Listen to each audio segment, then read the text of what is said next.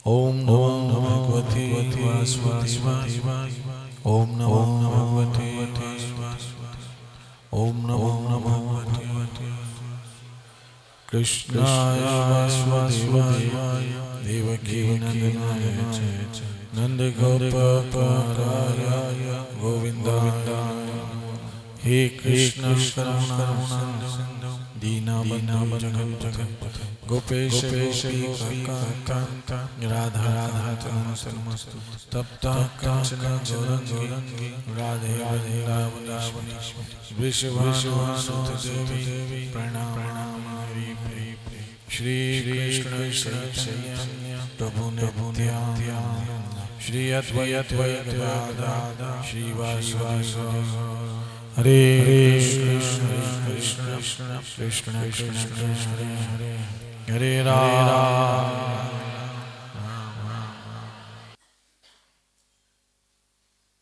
श्री राधे। भगवत गीता के दूसरे अध्याय के हम कौन से श्लोक पे पढ़ रहे हैं? 13वां श्लोक पढ़ रहे हैं। भगवत गीता दूसरा अध्याय और 13वां श्लोक। हे अर्जुन, जिस प्रकार शरीरधारी आत्मा इस वर्तमान शरीर में बाल्यावस्था से तरुण अवस्था में और फिर वृद्धावस्था में निरंतर अग्रसर रहता है, उसी प्रकार मृत्यु होने के बाद आत्मा दूसरे शरीर में चली जाती है। धीर व्यक्ति ऐसे परिवर्तन से मोह को प्राप्त नहीं होता है। तो कल हम इस बात पर चर्चा कर रहे थे कि ज्ञान, वास्तविक ज्ञान का अर्थ है कि हम स्वयं को ये शरीर न समझे, बल्कि स्वयं को क्या समझे कि हम आत्मा हैं। यहां गीता हमें हमारे स्वरूप का ज्ञान समझाती है। हमें गीता ये समझाती है कि हम वास्तव में क्या हैं। वास्तव में हम ये शरीर नहीं बल्कि आत्मा है, और ये शरीर तो मात्र कर्म करने के लिए या कर्म भोगने का एक साधन है। हमने जो कर्म किए हैं वो भोगेंगे कैसे? हमने जो कर्म किए हैं वो भोगेंगे कैसे? वो भोगने के लिए हमें क्या मिलता है? शरीर मिलता है। जैसे कोई कैदी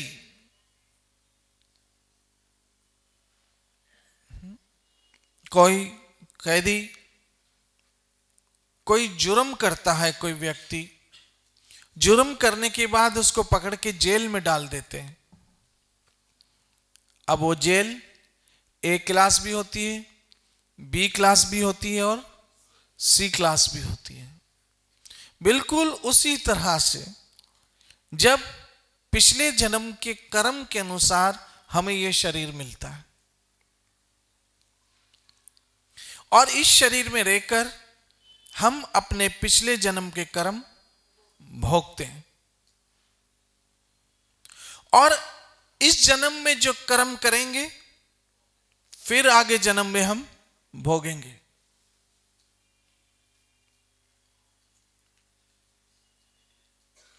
इसलिए अगर हम चाहते हैं कि आगे का जन्म हमारा न हो, यही जन्म हमारा आखिरी हो, क्योंकि हमारे जीवन में जब तक भक्ति नहीं आएगी, आगे का अब मैं जरा 14वां श्लोक पढ़ता हूं। अद्भुत श्लोक है। हे कुंती पुत्र, सुख तथा दुख क्षणिक उदय तथा काल क्रम में उनका अंतर्ध्यान होता है। सर्दी और गर्मी की तरह ये सुख और दुख आते हैं और चले जाते हैं। हे भरतवंशी, ये इंद्रियों बोध से उत्पन्न होते हैं और मनुष्य चाहिए कि वो अविचल भाव से सुख और दुख दोनों को सहन कर ले। भगवत गीता 2 अध्याय और 14वां श्लोक।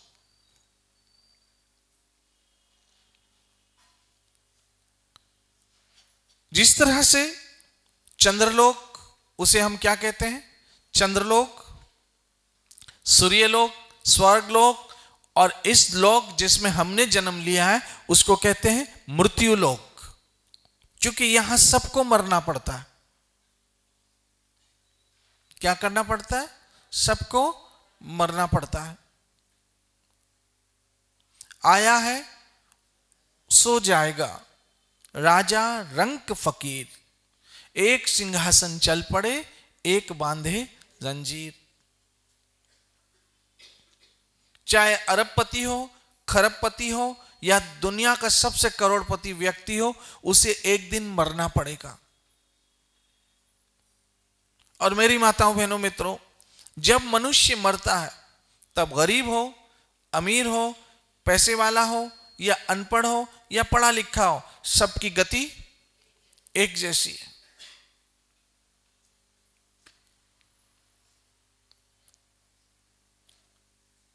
मरने के बाद सबका शरीर जला के भस्म कर दिया जाता है। चाहे फिर वो कितना ही बड़ा व्यक्ति क्यों ना हो, बड़ा ही धनवान क्यों ना हो, बड़ा ही शक्तिशाली क्यों ना हो, लेकिन उसके शरीर को समाप्त कर दिया जाता है। बहनों, माताओं, मित्रों, जो समझने की बात यह है कि जो हम हैं वो कभी हम मरते ही नहीं है।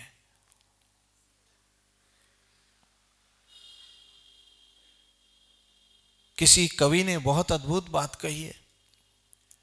किसी कवि ने कहा कि कौन कहता है मौत आई तो मर जाऊंगा। क्या कहा? कौन कहता है मौत आई तो मर जाऊंगा, मैं तो दरिया हूं समंदर में उतर जाऊंगा। कौन कहता है मौत आई तो मर जाऊंगा? एक बात याद रखना, मृत्यु शरीर का अंत है, जीवन का अंत नहीं है। हमारे दुख का कारण पता है क्या है? हमारे दुख का कारण सबसे बड़ा है कि हमने अपने इर्द गिर्द वालों से एक्सपेक्टेशन बहुत रखा है। हम सोचते हैं मेरा पति मुझे प्यार करे, मेरे बच्चे मुझे प्यार करे, मेरा ये मुझे प्यार करे, मेरा वो मुझे प्यार करे, और इसी एक्सपेक्टेशन में हम दुखी हो जाते हैं। याद रखिए, आपको कोई प्यार करे या न करे, आपको भगवान जरूर प्यार करता है। आपको कोई प्यार न करे और किसी के प्यार की हमको जरूरत भी नहीं है। रखो अपना प्यार अपने पास।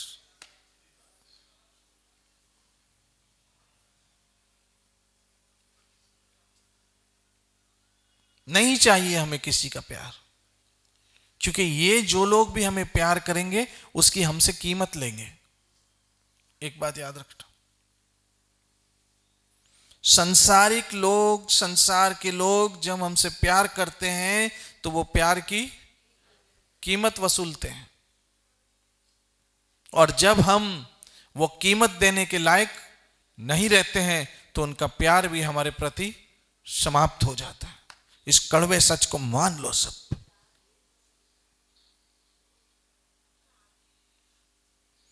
जिस दिन आपने कीमत चुकानी बंद कर दी, ये आपको प्यार करना भी छोड़ देंगे। एक अगर इस संसार में कोई सच्चा प्यार किसी को करता है तो वो भगवान है।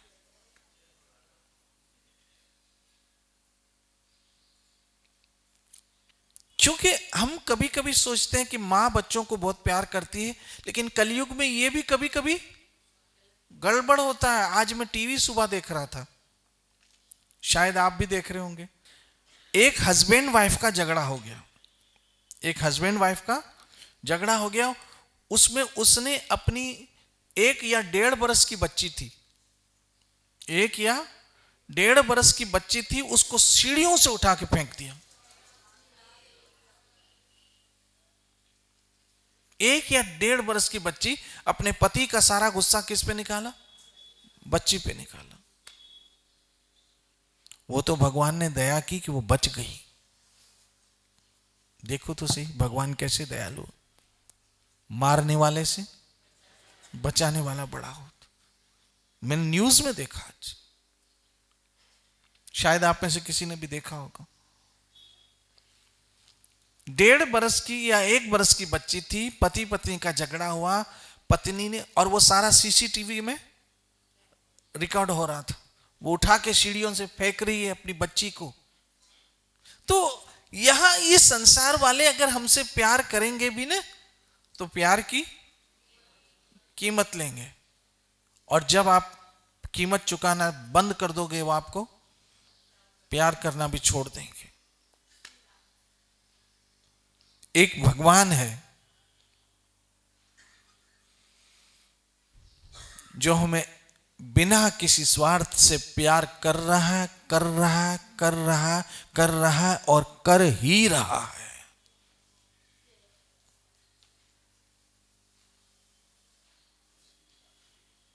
मैंने एक मंदिर के बाहर एक बोर्ड पढ़ा था, और उस बोर्ड में लिखा था कि हे मनुष्य, जब तुम पाप कर कर कर कर कर कर कर के थक जाओ, जब तुम पाप कर कर कर कर के थक जाओ, तब तुम मंदिर में आ जाना, क्योंकि तुम पाप करके थकते हो, लेकिन भगवान माफ करके नहीं थकता है। तुम पाप करके थक जाओ, लेकिन भगवान माफ करके नहीं थकता है। और एक बात याद रखना, जिसने भी जन्म लिया है, गीता में श्री कृष्ण आगे जाके 2 अध्याय के 22वें श्लोक में कह रहे हैं, भगवत गीता 2 अध्याय 22वां श्लोक, हे अर्जुन, जिस प्रकार मनुष्य पुराने वस्त्रों को त्याग कर, क्या कहा, जिस तरह से मनुष्य पुराने कपड़ों को छोड़कर नए कपड़े धारण करता है, उसी प्रकार ये आत्मा पुराने और व्यर्थ और जीर्ण शरीर को त्याग कर एक नवीन भौतिक शरीर को धारण कर लेती है। अब एक बात मैं आपको समझा दूं कि ये जन्म मरण का चक्कर एक साइकिल की तरह है। जन्म लिया फिर मरे, जन्म लिया फिर मरे, जन्म लिया फिर मरे, जन्म लिया फिर मरे, जन्म लिया फिर मरे। अब वो जन्म मनुष्य का भी हो सकता है और वो जन्म पशु का भी हो सकता है, वो जन्म इंसान का भी हो सकता है, वो जन्म जानवर का भी हो सकता है। ऐसे जन्म लेते लेते लेते लेते लेते लेते लेते 84 लाख जून भटकता है ये आत्मा। कितना? और एक बात मैं आपको समझा दूं, आप सीरियस हो जाओ। क्यों सीरियस हो जाओ? कि अब हमारे पास वक्त बिल्कुल नहीं, वक्त बिल्कुल नहीं। वो लोग जो कहते हैं हम बुढ़ापे में भक्ति करेंगे, वो लोग जो कहते हैं हम बुढ़ापे में मंदिर जाएंगे, वो लोग जो कहते हैं हम बुढ़ापे में ईश्वर की ओर जाएंगे, वो लोग जो कहते हैं हम बुढ़ापे में धर्म की ओर जाएंगे, अरे हम तो यहां देखते हैं कि बूढ़े बैठे हैं और जवान उनके कांधों पे जा रहे हैं।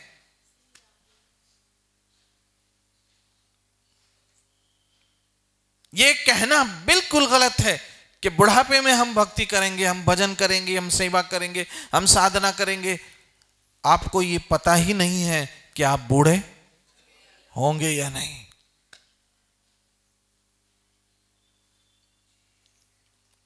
और एक बात तो याद रख लो, अब दूसरा जन्म हमको नहीं लेना। इस दुनिया में यही तो हमारे साथ मुसीबत है कि हमने दूसरों से उम्मीद रखा है, हमने सबों से उम्मीद रखी है, मेरा बेटा बड़ा होगा तो सुख देगा, मेरा ये सुख देगा। आपको कोई सुख दे ना दे, आप उम्मीद रखो तो एक से रखो जिसका नाम भगवान है। आज भी तेरा आसरा, कल भी तेरी आस प्रभु।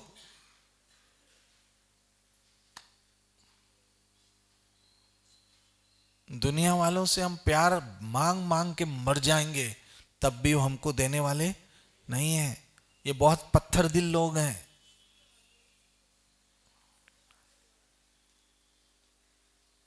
मैं उस दिन भी आपको कह रहा था, आज फिर कह रहा हूं कि अगर आपको लोग प्यार करते हैं ना, क्या बोला, अगर आपको लोग प्यार करते हैं तो कहीं आपने बहुत बड़े समझौते किए होंगे, याद रखना। यहां तक कि अगर आपको सत्संग में भी आने देते हैं ना, तो उसके लिए भी आपने कहीं ना कहीं घर वालों से कॉम्प्रोमाइज किया होगा।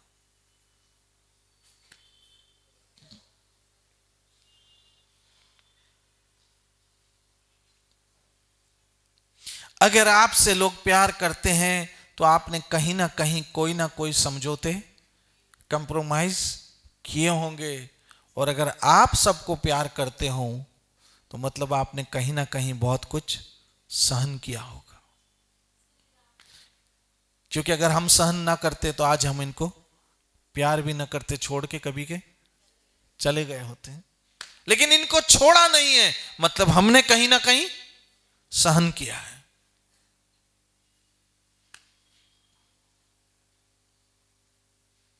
क्योंकि सहन किए बिना किसी के साथ रहना मुश्किल है।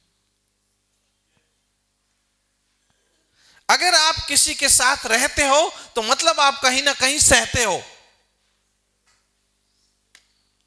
भले थोड़ा ही सही लेकिन सहते जरूर हो, भले ही कम सही लेकिन सहते जरूर हो। क्योंकि सहते हो तो रहते हो।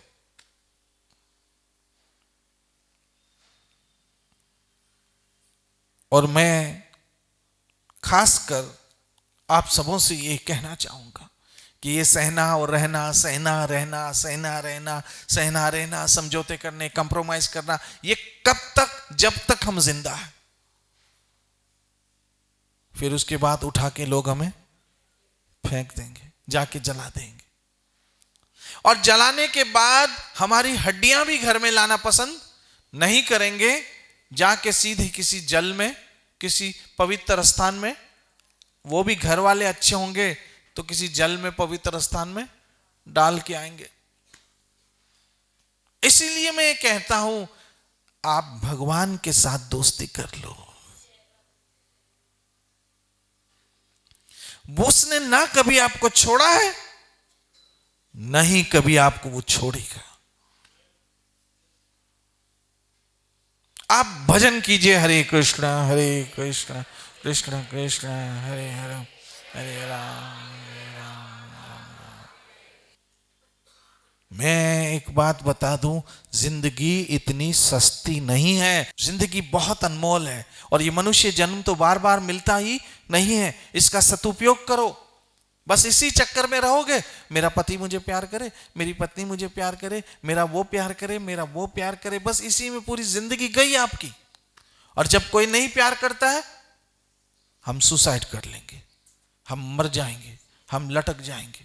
लटक जाओगे तो किसका क्या बिगड़ेगा, बताओ ने। अगर आपने सुसाइड कर ली तो किसका क्या बिगड़ेगा, पीछे वाले रो धो के चुपचाप होके बैठ जाएंगे, बर्बाद तो आप हो गए। और एक बात दूसरी कान खोल के सुन लो, गलती से भी कभी सुसाइड का नाम भी मत सोचना। क्योंकि सुसाइड सोचना भी महापाप है, करना तो बहुत दूर की बात है, सोचना भी महापाप है। शास्त्र कहते हैं, मैं नहीं कहता हूं, शास्त्र कहते हैं जो लोग सुसाइड करते हैं उनके 7 जन्म ऐसे ही होते हैं। जिस तरह से कैदी एक जेल तोड़ के भागे तो पुलिस क्या करती है, पकड़ के उसको उससे ज्यादा खतरनाक जेल में डालती है जहां से वो भाग ना सके। इसी तरह से इस शरीर की एक उम्र होती है, उस उम्र से पहले अगर आप इस शरीर को छोड़ के भागने की कोशिश करते हो, प्रकृति आपको और खतरनाक शरीर में डालती है। इसलिए दुख, तकलीफ, कष्ट में मजबूत बनो, ना कि कमजोर। खासकर मैं स्त्रियों से कह रहा हूं, क्योंकि हमारी बहनें क्या करती, थोड़ा दुख आता है ना, सीधा काम करती है, गोली लेके नींद की सोई की, या फिर मरने की बातें करेगी।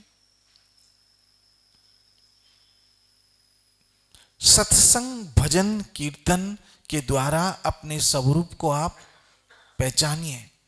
ये दुख, दुखालयम अशाश्वतम, यहां दुख आएगा आएगा, मैं पहले कह देता हूं, क्योंकि जहां पर आप रह रहे हो वो दुखों से भरा पड़ा है। ये तो भगवान की दया है कि इस दुखमयी संसार में भी हमको थोड़ा बहुत सुख मिला है, बड़ी मेहरबानी है, नहीं तो ये भी ना मिले, क्योंकि दुखालयम अशाश्वतम। गीता में तो भगवान कहते हैं ये पूरा संसार किससे भरा पड़ा है, दुख से भरा पड़ा। लेकिन फिर भी भगवान की कृपा है कि हमें यहां पर भी क्या मिल रहा है, सुख मिल रहा है, मान मिल रहा है, सम्मान मिल रहा है, इज्जत मिल रही है, प्यार मिल रहा है। कि आज लोग कैसे नरक में जी रहे हैं। सत्संग ही एक साधन है जो नरक से इंसान को निकालती है। हरि कथा ही एक साधन है जो नरक से निकालती भी है और नरक में जाने से रोकती भी है। सत्संग के सिवा और कोई साधन नहीं है जो मनुष्य को नरक से निकाले और नरक में जाने से रोके। बहनों, आज लोगों का घर नरक जैसा बन गया है, आज लोगों की जिंदगी नरक जैसी बन गई है।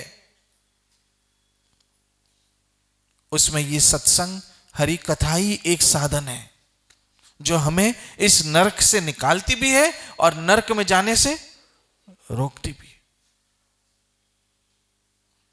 इसलिए जितना हो सके आप सत्संग से जुड़ो, जितना हो सके भगवान से जुड़ो, जितना हो सके भजन से जुड़ो। हरे कृष्ण हरे कृष्ण।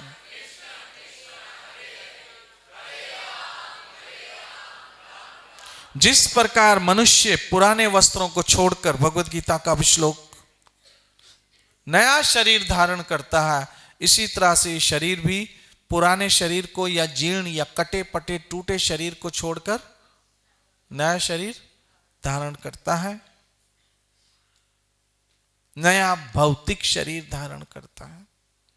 इसका मतलब हुआ कि जब हम मरते हैं, समझ लेना, तो शरीर समाप्त होता है, जीवन समाप्त नहीं होता है। तुरंत हमको क्या मिलता है, दूसरा शरीर। अब वो दूसरा शरीर कैसे मिलता है, हमारे अपने कर्मों से। अगर अच्छे कर्म किए हैं तो अच्छा शरीर मिलता है, और बुरे कर्म किए हैं तो बुरा शरीर मिलता है। अभी भी मौका है हमें हमारे कर्मों को सुधार लेना चाहिए, और उसके लिए सर्वश्रेष्ठ अवसर है भजन, भजन और भजन। ये भजन ही है जो आपके कर्मों को काट सकता। याद रखना, कर्म करे तो क्यों करे और कर कर क्यों पछताए, बीज बोए बाबुल के तो आम कहां से खाए। एक व्यक्ति बहुत बुरा इंसान था, बहुत बुराइयां करता था। बुराइयां करते करते रास्ते में चलते चलते चलते चलते उसको सोने का खजाना मिल गया, और देखते ही देखते वो क्या बन गया, धनवान बन गया। लोगों को अचंभा हुआ कि इतना बुरा आदमी और इतना पैसे वाला कैसे हो गया। एक बहुत सीधा साधा आदमी चल रहा था, चलते चलते ठोकर लगी और उसका पांव टूट गया। लोग दोनों को देख रहे थे। कि एक बुरा आदमी, उसको सोना मिल गया और इतना धनवान मिल गया, और ये अच्छा आदमी, इसका पांव टूट गया।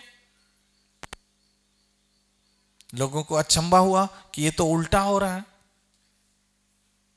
वो गए एक संत के पास, और संत के पास जाकर कहा, महाराज, हमने एक अचंभे की बात देखी है कि एक बुरा आदमी चल रहा था, उसको सोना मिल गया और वो धनवान बन गया, और एक अच्छा आदमी चल रहा था, वो गिरा और उसकी टांग टूट गई, ऐसा क्यों हुआ? तब वो संत ध्यान में गया और ध्यान में जाकर कहा कि भाई सुनो, ये जो बुरे आदमी को सोना मिला है ना, समझना, बुरे आदमी को सोना मिला है ना, वो इस जन्म में बुरा है, लेकिन अगले जन्म में बहुत ही अच्छा आदमी था। अगले जन्म में वो, जो उसका गया जन्म, पिछला जन्म, पिछले जन्म में, उसके पूर्व जन्म में बहुत ही अच्छा आदमी था, और उसकी अच्छाइयों का फल उसको इस जन्म में मिला है, लेकिन अभी जो इसने बुराइयां की हैं वो उसको आगे जन्म में भोगने ही पड़ेगी। और ये जो बहुत अच्छा आदमी है इस जन्म में, इसने अगले जन्म में कोई बुराई की थी, इसलिए उसको इस जन्म का तो फल नहीं मिला, बल्कि अगले जन्म का फल मिला है। इसलिए कहते हैं 100 बरस की जिंदगी में, क्या बोला? 100 बरस की जिंदगी में एक पल तू कोई कर ले अच्छा अमल, तुझको मिलेगा जिंदगानी में उसका फल। आज जो कुछ बोएगा काटेगा कल, आज जो कुछ बोएगा काटेगा कल। मेरी माताओं, बहनों, मित्रों, मैं फिर कहता हूं, कर्म करने में लोग हमारा साथ देंगे, कर्म करने में लोग हमारा साथ देंगे, लेकिन भोगने में कोई साथ नहीं देगा। बियर बार जाना होगा तो बोलेंगे, मिल बैठेंगे तीनों यार, मैं वो और वो, एक एडवर्टाइज आता था ना पहले। बियर बार जाना होगा तो 10 लोग आपके साथ जाएंगे, लेकिन हॉस्पिटल में जब एडमिट होना होगा तो कोई आपके साथ नहीं होगा, वहां तो आपको अकेले को ही सोना पड़ेगा। दारू पीना होगा तो 10 लोग आपके साथ पिएंगे, और दवाई पीनी होगी तो आपको अकेले को पीना पड़ेगी।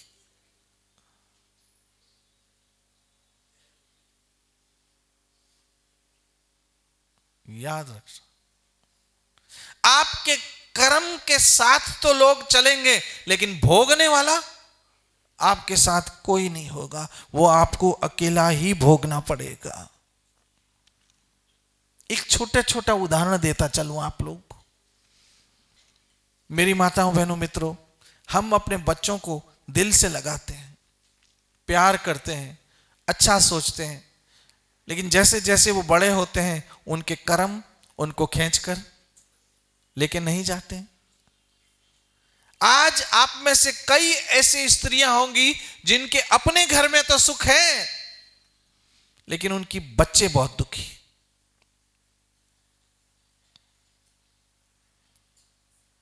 उनके बच्चे बहुत दुखी, और वो बच्चे अकेले अपने कर्म भोग रहे हैं, माँ बाप को भी नहीं बताते हैं कि ऐसा ना हो मेरी माँ को टेंशन हो जाए, मेरे पिता को टेंशन हो जाए। वो बच्चे चुपचाप अपने ससुराल में अपने चुपचाप अपने दुख भोग रहे हैं, नहीं बताते हैं अपने माँ बाप को भी। क्यों? उनको पता है हम अपने माँ बाप को बताएंगे तो टेंशन हो जाएगा। एक लड़की उस दिन आई, बोला मैं अपने पापा को क्या बताऊं, वो खुद हार्ट का पेशेंट है, मैं अपने पापा को अपने दुख नहीं बताती हूं।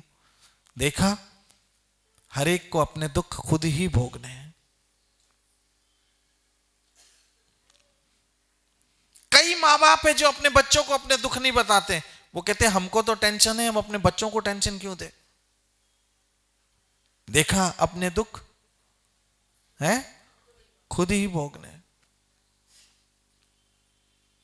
बहनों, माताओं, मित्रों, ऐसे दुख भोगते भोगते भोगते भोगते जब भगवान की कृपा होती है तो सत्संग मिलती है। याद रखना, सत्संग मिलने का मतलब है भगवान हमें अपना बना रहा है। तभी तो उसने अपनी ओर खींचा। भगवान हमें अपना बना रहा है, तभी तो वो हमें अपनी ओर खींच रहा है। और अपना बनाकर क्या दिया? अपना नाम दिया। हरे कृष्ण हरे कृष्ण।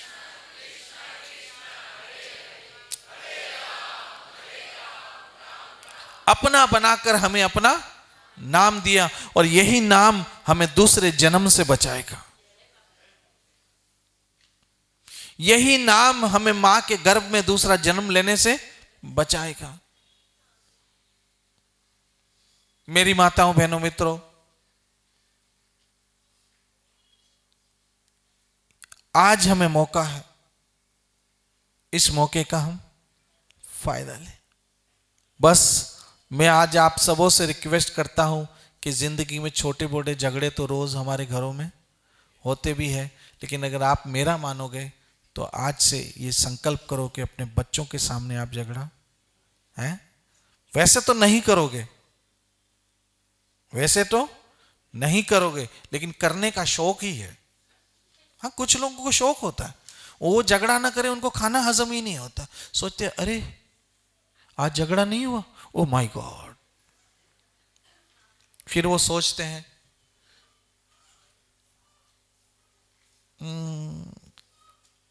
कोई तो चीज होनी चाहिए झगड़ा करने के लिए। Oh yes, I got a point.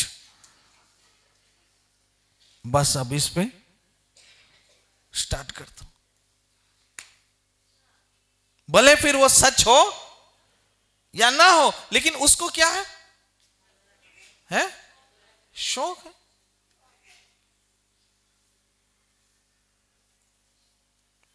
एक बारात आ रही थी, बारात आ रही थी तो आपको पता है बारात में रात हो गई। पहले जमाने में तो गांव से बारातें आती थी, जंगलों से बारातें जाती थी।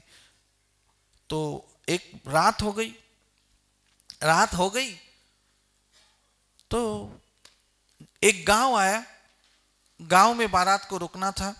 किसी ने कहा ये एक बुढ़िया है, उसका बहुत बड़ा घर है, उसमें 20-25 लोग आराम से रुक सकते हैं। और 20-25 लोग उस जमाने में गांव में बारात में तो बहुत बड़ी बात हो गई।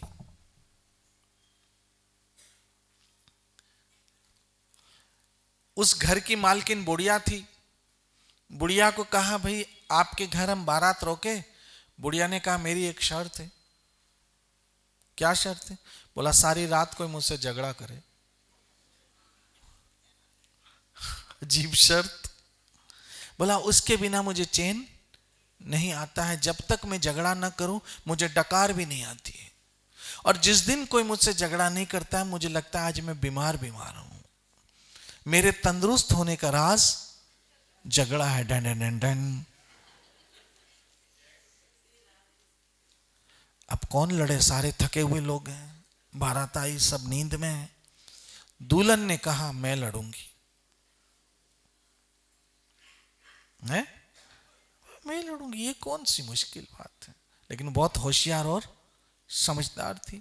अब बारात में ढोल बजाने वाले थे, वो ढोल बजाने वाले पूरे दारू पिए हुए मस्त लगे पड़े थे। दुल्हन ने क्या किया, पहले बुढ़िया को कहा, अब समझना और दुल्हन कितनी होशियार है।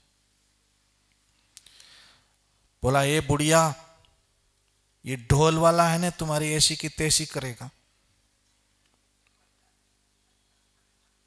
बुढ़िया ने कहा ढोल वाले की मैं ऐसी की तैसी करूंगा। और ढोल वाला पहले ही पिया हुआ था। ढोल वाले ने कहा तेरी हिम्मत, तू मेरी ऐसी की तैसी। पूरी रात दोनों लगे रहे और दुल्हन आराम से सो गई। ऐसे कुछ लोगों को जब तक झगड़ा ना करे उनको खाना हजम नहीं होता है। उनको कोई ना कोई इशू चाहिए, किसके लिए? झगड़े के लिए। हे हनुमान जी महाराज, ऐसे हनुमान चालीसा पढ़ा करो, जय जय हनुमान ज्ञान गुण सागर, ऐसे हनुमान चालीसा पढ़ा करो। भगवान आप लोगों को हंसता रखे, मुस्कुराता रखे, लेकिन कोशिश करना अपने घर में अपने बच्चों के सामने जी झगड़ा ना करो आप। बहुत अगर पेट में मरोड़ आती है तो जब बच्चे स्कूल चले जाएं फिर पति को बोलो आ जाओ अब, चलो थोड़ा झगड़ा झगड़ा कर लेते हैं, हाँ प्लीज। लेकिन ना हो तो सर्व श्रेष्ठ हो। मुझे ऐसे लगता है कि यहां प्रेम करने को भी उम्र कम है, लोगों को झगड़ा करने का टाइम कहां से मिलता है। यहां तो प्यार करने को भी समय नहीं मिलता है, लोगों को नफरतें करने का, झगड़ा करने का समय कहां से मिल जाता है। आइए अमावस्या के दिन आज हम सत्संग स्नान करें, अपने आप को पवित्र करें, अपनी आत्मा को पवित्र करें और प्यार से जीने की कोशिश करें। देखना जिंदगी आपको बहुत अलग सी दिखेगी। आप प्यार से जियोगे ना तो जिंदगी आपको बहुत ही बिल्कुल अलग, सब बदला बदला दिखेगा। दीवारें, पर्दे, सब कुछ बदले बदले दिखेंगे जब आप प्यार से जीना सीख जाओगे। तो एक छोटी सी मेरी रिक्वेस्ट है, उम्मीद करता हूं मान लेंगे। आत्मा की बातें तो चलती रहेगी क्योंकि ना आत्मा मरने वाला है और ना ही उसकी बातें समाप्त होने वाली है। कल इसी कथा को फिर लेके चलेंगे। बात मुझे ये करनी कि मरता कौन है और मरने के बाद होता क्या है, और जिसको मौत आती है, आती भी है या नहीं आती है, ये हम कल चर्चा करेंगे। नित्य भजो हरे कृष्ण हरे कृष्ण